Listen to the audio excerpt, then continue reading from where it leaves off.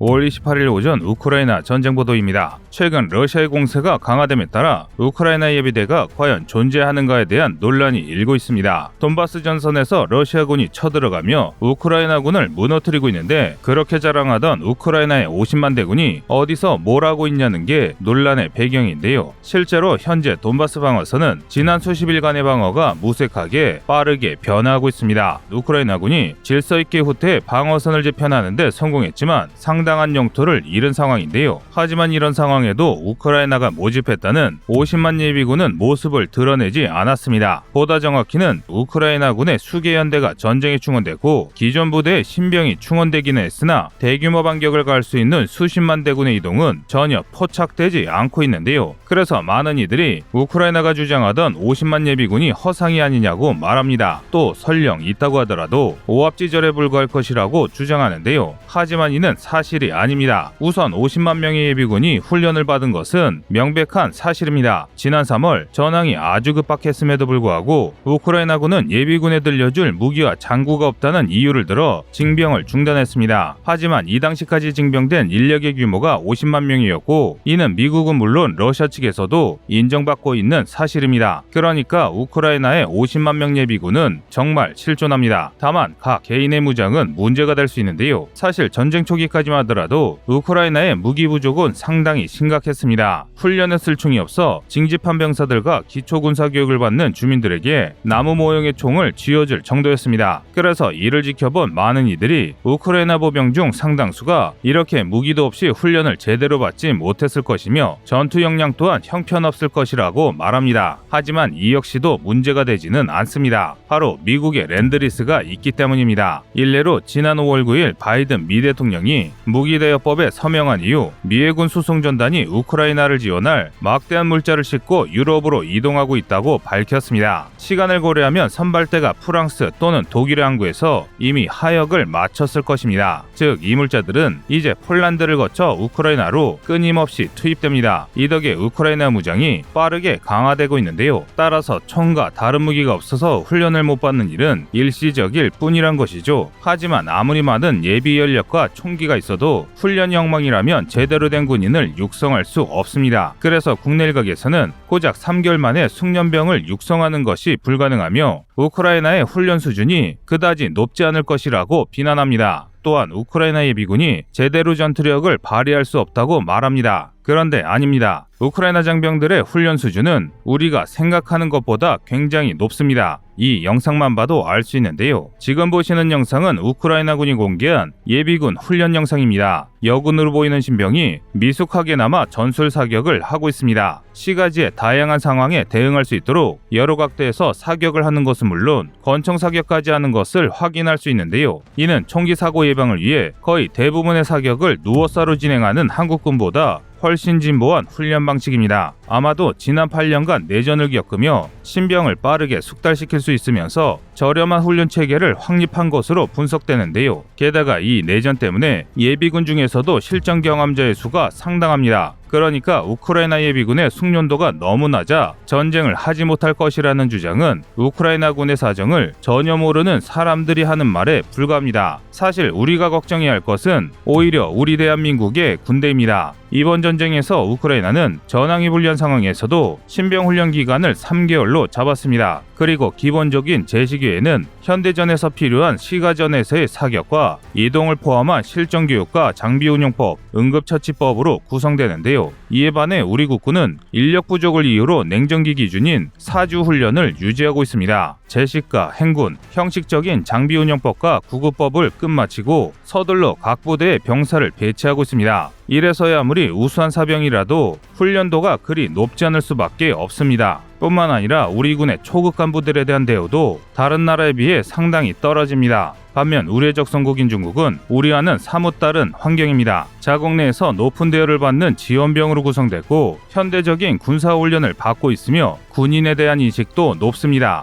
앞으로 우리 군에 대한 환경이 이대로 지속된다면 우리 군이 중국을 대응하기가 굉장히 어려울 수도 있습니다. 하지만 다행히 우리 대한민국도 변화는 있습니다. 새로운 전술훈련과 TCC 등이 보급되면서 기존 훈련 방식을 대체하고 있는데요. 그런데 문제는 너무 느리다는 것입니다. 우리 군이 이번 전쟁을 기원 삼아 한시라도 빨리 최신 체계를 도입하길 바라며 현대 전쟁에 맞는 전술 교류와 군 체계가 수립되길 진심으로 바라겠습니다. 이상 어리투브였습니다.